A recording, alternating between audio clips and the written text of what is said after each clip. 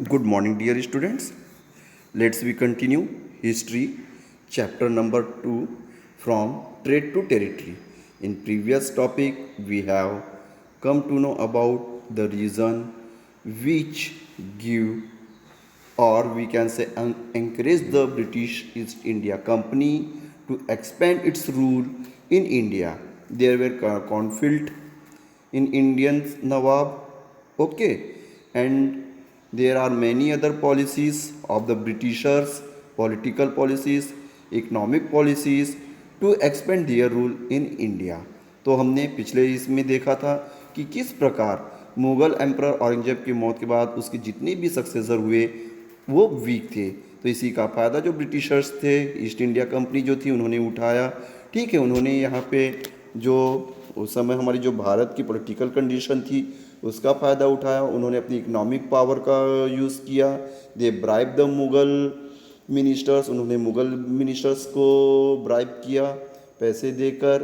तो इस प्रकार हम देखते हैं कि कैसे हमारे भारत देश में ब्रिटिशर्स ने अपना एक साम्राज्य फैलाना शुरू किया। Okay, now let's we continue on another topic. Okay, now doctrine of lapse. Okay, Lord Dalhousie, the Governor General from 1848 to 1856, revised and doctrine. It stated that the kingdom could be annexed if the king died without the male heir. So, why it is known as the doctrine of lapse policy? Okay, this policy is introduced by the Lord Dalhousie.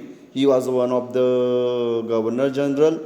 Okay, in his statement, he said that if any Indian ruler died without the male heir, मतलब कि जो Lord Dalhousie था, जो भारत में governor general था Britishers की तरफ से, तो उसने एक ऐसा स्टेटमेंट या एक ऐसी पॉलिसी बनाई जिसके तहत अगर भारतीय नवाब या राजा बिना मेल हायर के, ठीक है, उनके खुद की कोई अगर संतान ना हो मेल, अगर उनकी मौत हो जाती है तो उनका जो किंगडम है, उनका जो राज्य है, वो अपने आप ब्रिटिशर्स के अंडर में या उनके कंट्रोल में होगा।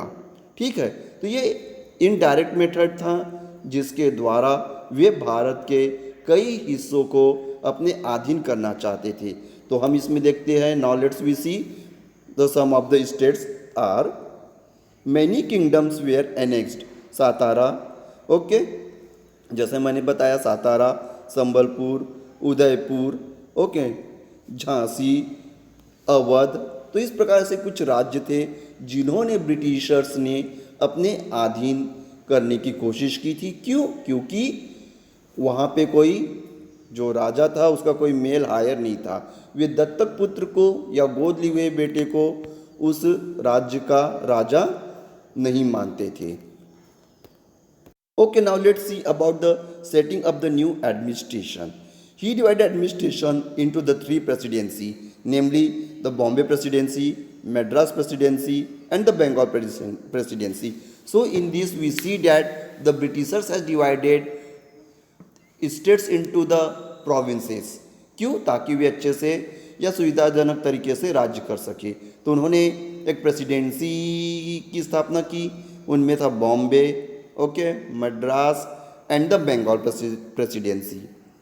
He also conferred the law with the help of the Hindu Pandits and the Muslim Muftis to do the justice as per the law prevailing in the country. तो हम यहाँ देखते हैं कि the Britishers has also put up the laws. तो यहाँ पे जो कानून की जो हमारे उस समय भारत देश में कोई प्रॉपर कानून की व्यवस्था नहीं थी, so after looking this situation they made the some laws. तो इन्होंने कुछ लॉज बनाए भारतीय पंडितों के साथ और मुस्लिम मौलाना के साथ मिलकर। Why? To rule properly according to the law. Okay, establish the court such as the criminal court, फौजदारी अदालत एंड द सिविल कोर्ट, दीवानी. So they had established the court for that. Okay, when they have implemented the justice system, they have opened the courts, they have appointed the judges. जब उन्होंने law बनाया, कानून बनाया, तो उन्होंने अदालतें बनाई, उसमें उसको न्याय करने के लिए, न्याय प्रक्रिया को सुविधाजनक बनाने के लिए दे हैड अपॉइंटेड द जजेस ऑल्सो। देयर इज़ अ फौजरी अदालत जिसमें 420 या कॉन्स्पिरेंसी टाइप के केसेस लड़े जाते थे, सिविल कोर्ट, दीवानी अदालत। So in this we see that they how they put up और implement the law in our country. Setting up the new administration, अब हम बात करते हैं न्यू एडमिनिस्ट्रेशन के बारे में। He also appointed the collector to collect the revenue and to maintain the law and order. So the collectory system, okay, as you read in the newspaper about the collector, the role of the collector. So the Britishers was the first who appoints the collector for the district.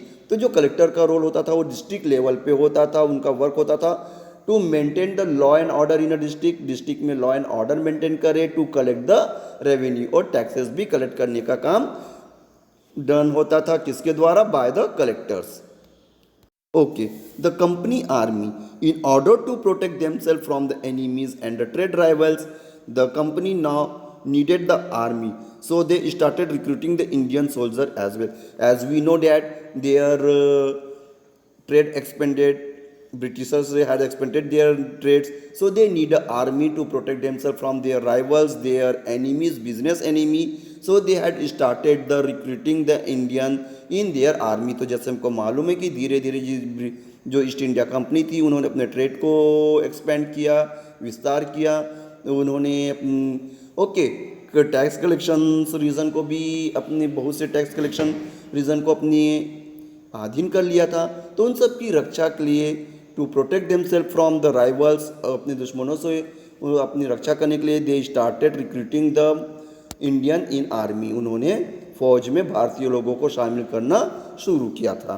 Okay, earlier there were the two types of the soldiers, सवार soldiers on the horse back and the पैदल foot soldiers. They were trained only in the archery and short fighting.